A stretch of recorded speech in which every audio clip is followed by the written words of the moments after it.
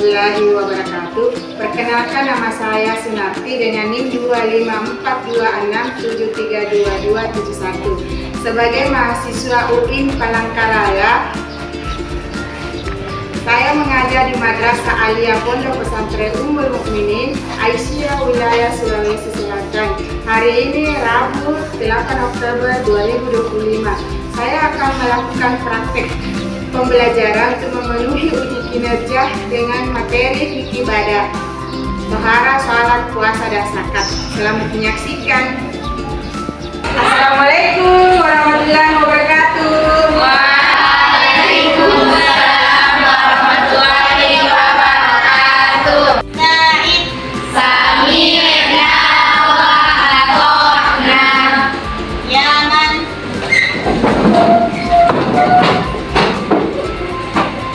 Salaman. Assalamualaikum warahmatullahi wabarakatuh. Waalaikumsalam warahmatullahi wabarakatuh. Jurusan doaan. Bismillahirrahmanirrahim. Radina billahi rabba wa bil islami dina wa bi Muhammadin nabiyya wa rasulah. Rabbana zidna ilman warzuqna fahman. Bagaimana kabarnya Ananda Soleha? Baik, Ibu. Sehat? Alhamdulillah. Bagaimana hari ini kita belajar? Ibu. Hari ini kita akan belajar tentang tohara, puasa, zakat, dan salat dalam berbagai situasi. Ini Ibu sudah tulis di depan. Silakan Ananda persiapkan bukunya. Baik, Ibu absen dulu. Almira. Halo Ibu. Anjatika. Ibu. Andi Nurasisa. Halo Ibu. Baik, sebelum kita memulai pelajaran, mari kita menyanyikan lagu kebangsaan.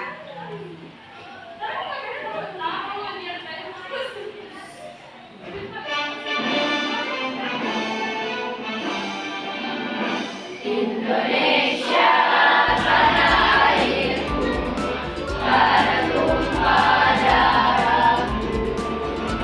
Di sanalah aku berdiri dan bantu ibuku. Indonesia kebangsaanku, bangsa dan tanah airku. Marilah kita berseru, Indonesia bersatu. Hiduplah tanahku, hiduplah negeriku, bangsaku, rakyatku semuanya. Bangunlah jiwanya, bangunlah badannya untuk Indonesia Raya. Indonesia Raya, merdeka, merdeka, tanahku, negeriku yang ku cinta.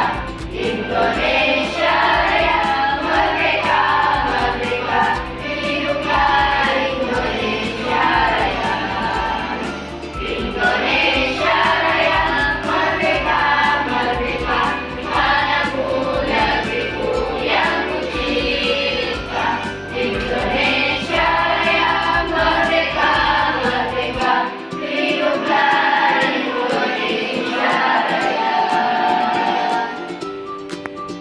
Panggil semua anak ke sini mencabut kartu yang ada.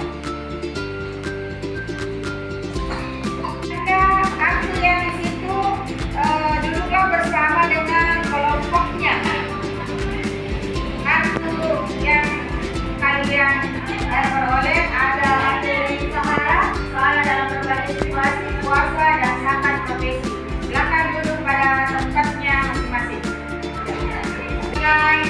akti ibadah. Yang pertama adalah tohara, sholat dalam berbagai situasi, puasa, zakat, profesi. Jadi Ibu akan menjelaskan tohara secara sekilas. Tohara dibagi atas dua, yaitu tohara secara fisik dan tohara secara baiklah Ananda. Ibu akan menjelaskan secara sekilas tentang 4 submateri hari ini. Pertama, tohara. Tohara yang berarti membersihkan diri yang bisa dipakai tohara seperti air, batu dalam berbagai situasi. Jadi sholat dalam berbagai situasi bisa kita lihat sholat dalam kendaraan, sholat ketika dalam perang, sholat dalam keadaan sakit. Baik, lanjut lagi puasa. Puasa dalam hal ini bisa kita lihat puasa wajib dengan puasa sunnah. Adapun puasa wajib biasa kita lakukan pada bulan Ramadan. Yang puasa sunnah itu banyak macamnya. Ada puasa Senin Kamis, puasa Yaumil puasa Daud dan lain-lain. Kemudian zakat profesi. Ini zakat profesi yang Anda perlu ketahui bahwa setiap pekerjaan profesi itu mesti dikeluarkan zakatnya.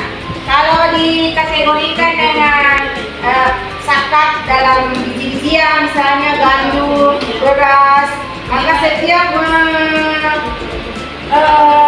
panen itu dikeluarkan zakatnya. Kalau seperti guru, maka setiap terima gaji maka dikeluarkan zakatnya. Fungsinya apa?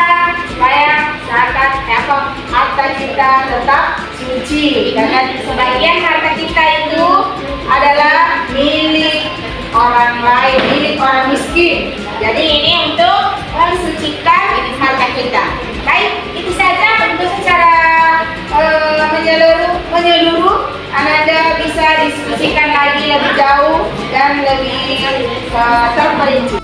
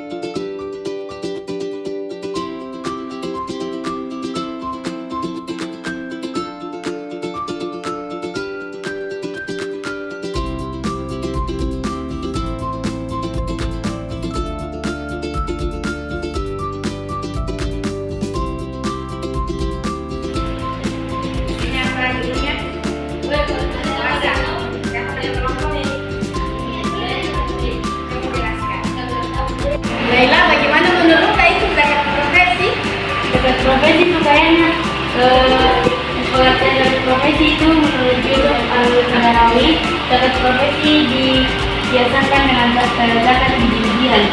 Oleh karena itu, zakat profesi dikeluarkan secara penghasilan mencapai nisab atau batas minimum untuk besaran yang setara dengan 85 gram emas murni.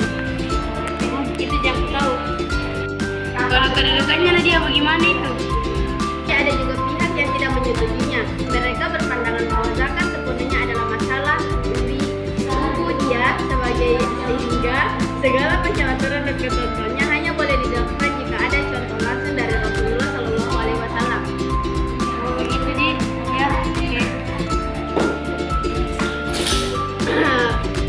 Menurut ulama tua di Indonesia, keputusan Fatwa Majelis Ulama Indonesia nomor 3 tahun 2013 mengeluarkan fatwa bahwa zakat profesi hukumnya wajib bagi setiap muslim yang telah mencapai nisab. Meskipun banyak ulama sependapat dengan diberlakukannya zakat profesi pada era sekarang.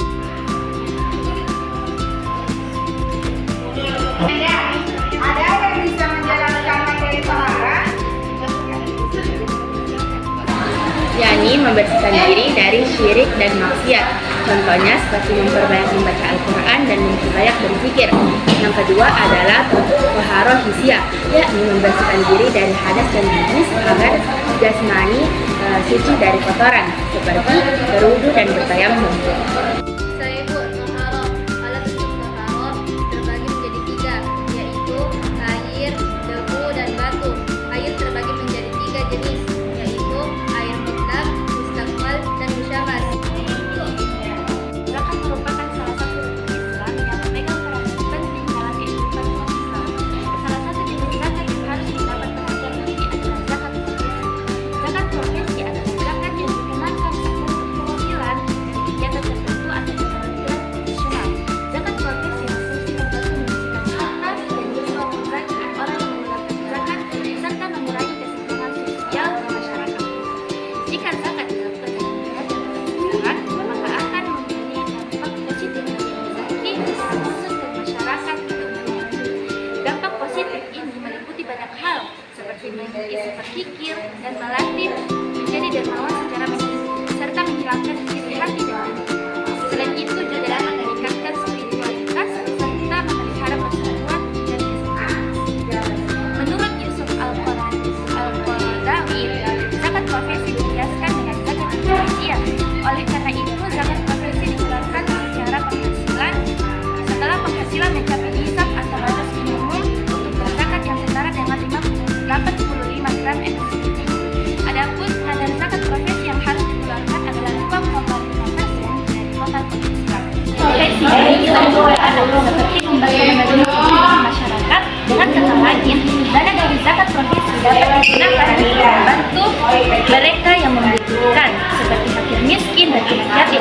Allah Subhanahu wa Ta'ala telah menjanjikan surga bagi orang yang mengeluarkan santunan kepada fakir miskin dan anak yatim dengan ikhlas. Selain itu, zakat juga dapat meningkatkan kesejahteraan sosial. Penyaluran dana zakat yang tepat dapat mengurangi kesenjangan sosial dan meningkatkan kesejahteraan masyarakat. Manfaat terakhir dari zakat profesi adalah sebagai pencegahan haram. Membayar zakat dapat membersihkan harta dan jiwa pribadi dari sifat kikir dan cinta dunia. Zakat profesi merupakan kewajiban bagi seluruh muslim yang memperoleh penghasilan melalui kegiatan atau keterampilan tertentu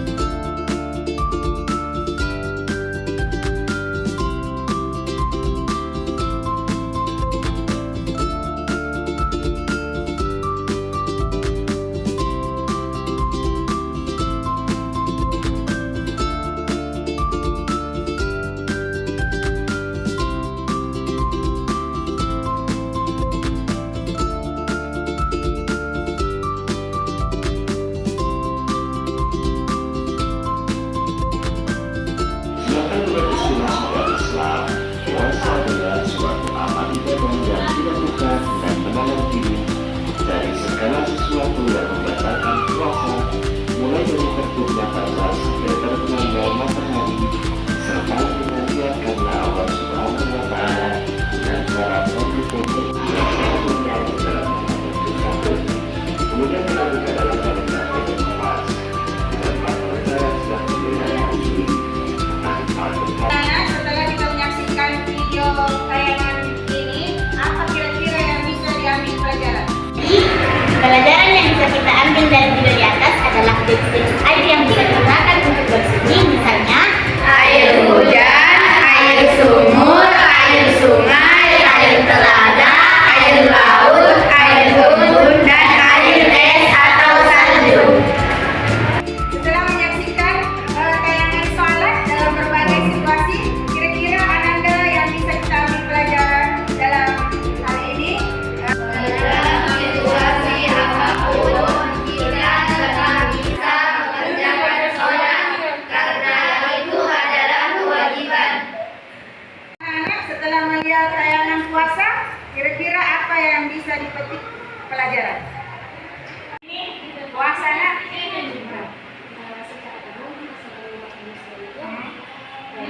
Puasa untuk menahan diri dari hal yang membatalkan, Ya.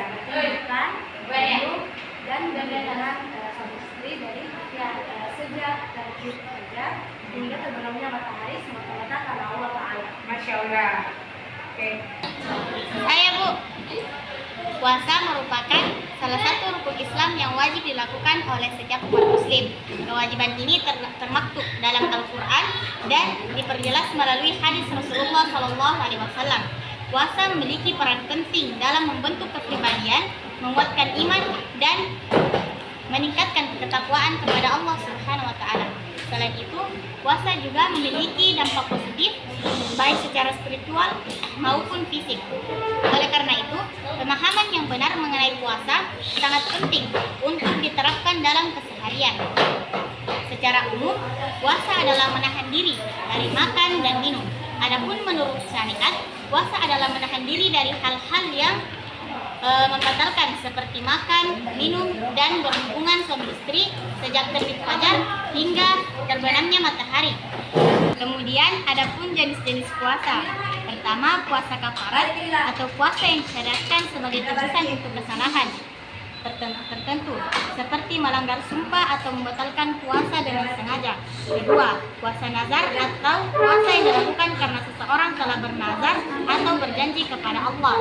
Ketiga, puasa Ramadan atau puasa wajib yang harus dilakukan selama 1 bulan penuh yang diakhiri dengan hari raya Idul Fitri.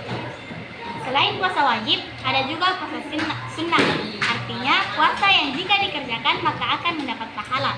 Contohnya, puasa pada hari Senin dan Kamis, puasa 6 hari yang dilaksanakan pada bulan Syawal, kecuali saat hari raya Idul Fitri. Ketiga, puasa Arafah pada tanggal 9 Zulhijjah untuk umat Islam yang tidak menunaikan ibadah haji. Keempat, puasa Tarwiyah pada tanggal 8 Zulhijjah untuk umat Islam yang tidak menunaikan ibadah haji. Kelima, puasa Daud atau satu hari berpuasa dan esok harinya tidak. Puasa ini dilaksanakan untuk meneladani puasa Nabi Daud alaihissalam. Keenam, puasa Taswa pada tanggal 9 Muharram. Ketujuh, puasa Asyura pada tanggal 10 Muharram. Kedelapan, puasa Yaumul Bid sekitar tanggal 13, 14 atau 15 setiap bulan. Kedelapan, puasa Nisfu Sya'ban dilaksanakan pada pertengahan bulan Sya'ban. Kesembilan, puasa Asyurul Hurum yang dilakukan pada bulan Zulkaidah, Zulhijjah, Muharram, dan bulan Rajab. Adapun waktu-waktu yang dilarang melaksanakan puasa, yaitu pada saat Hari Raya Idul Fitri. Islam mengharamkan umatnya untuk berpuasa pada tanggal 1 Syawal sebab Islam menetapkan tanggal 1 Syawal sebagai hari sakral untuk umat Islam. Bagaimana tidak, tanggal 1 Syawal merupakan hari kemenangan untuk seluruh umat Islam. Kemudian Hari Raya Idul Adha. Islam juga mengharamkan umatnya untuk berpuasa pada tanggal 10 Zulhijjah sebab Islam menetapkan tanggal 10 Zulhijjah sebagai hari raya kedua setelah Idul Fitri. Pada hari tersebut umat Islam diharamkan untuk berpuasa dan disunahkan untuk menyembelih hewan kurban lalu dibagikan kepada kerabat serta fakir fakir miskin atau orang-orang yang kurang mampu. Kemudian 3 hari tasyrik, yaitu tanggal 11, 12, dan 13 Dzulhijjah. Kemudian hari Syak atau 30 Sya'ban. Kemudian berpuasa selamanya. Islam melarang umatnya untuk selalu berpuasa. Islam menganjurkan umatnya untuk sehari puasa dan sehari berbuka, sebagaimana Nabi Daud alaihissalam. Kemudian perempuan yang haid atau nifas dan belum mandi basah. Selain hari-hari di atas, ada juga beberapa waktu yang dianggap makruh seorang muslim untuk berpuasa. Misalnya pada hari Jumat dan keterangan berpuasa tanpa didahului berpuasa pada hari sebelumnya. Itu saja, syukran. Assalamualaikum warahmatullahi wabarakatuh. Sekarang tinggallah untuk pembelajaran hari ini, Ibu akan bertanya, apakah kegiatan pembelajaran hari ini berjalan dengan baik dan menyenangkan? Baik. Sekarang, apakah materi menarik bagi kalian? Baik. Apakah masih ada kesulitan dalam memahami tentang tohara?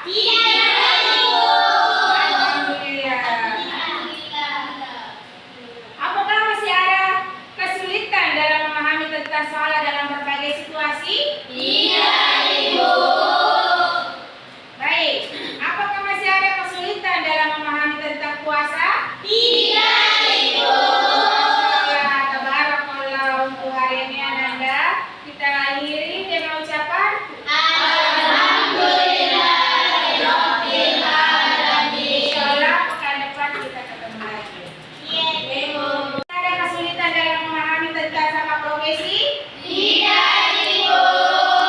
Alhamdulillah. Nah, apakah pembelajaran hari ini berguna dalam kehidupan sehari-hari? Baik, alhamdulillah hari ini telah kita pelajari materi fikih ibadah yakni tohara, salat dalam berbagai situasi, puasa dan zakat profesi. Mudah-mudahan Ananda memahami semua dengan baik. Terima kasih atas perhatiannya. Assalamualaikum warahmatullahi wabarakatuh. Baik, silakan